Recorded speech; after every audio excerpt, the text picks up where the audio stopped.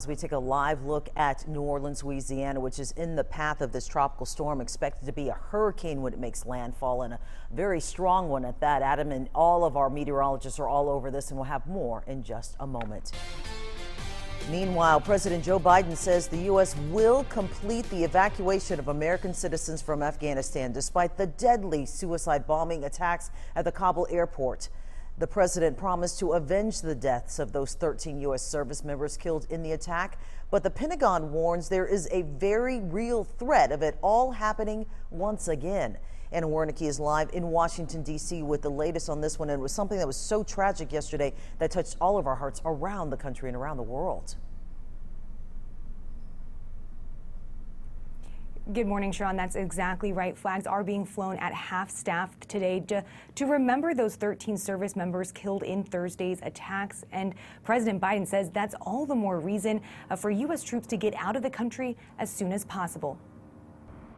Evacuation flights from Afghanistan resumed Friday, nearly 24 hours after two suicide bombings killed at least 60 Afghans and 13 U.S. service members. We will not forgive. We will not forget.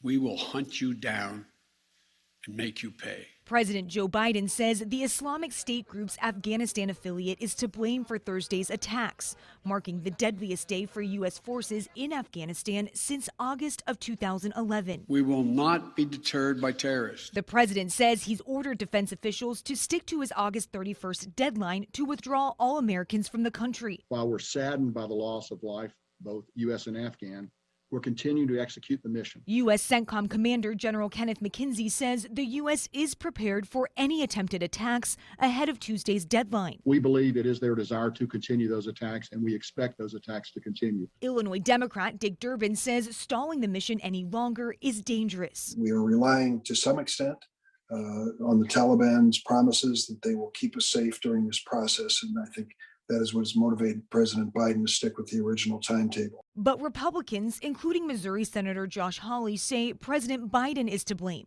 Hawley joins nearly 24 Republicans who spoke out Thursday calling for Biden and his top administration officials to either resign or be impeached for the handling of the situation in Afghanistan.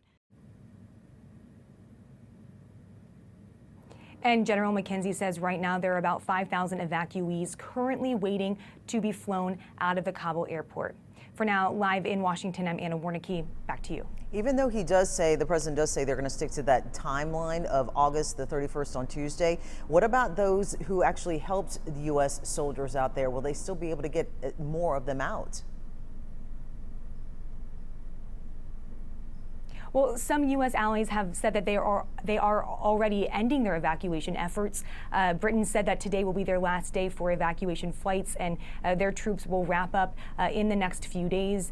The Spanish government says they already wrapped up their evacuation efforts, and France says that they will be ending theirs soon. But all of them did say that this is largely in part due to help the U.S. troops wrap up their mission by this Tuesday deadline. All right, Anna Wernicke reporting live for us from Washington, D.C. We'll see you later in the show.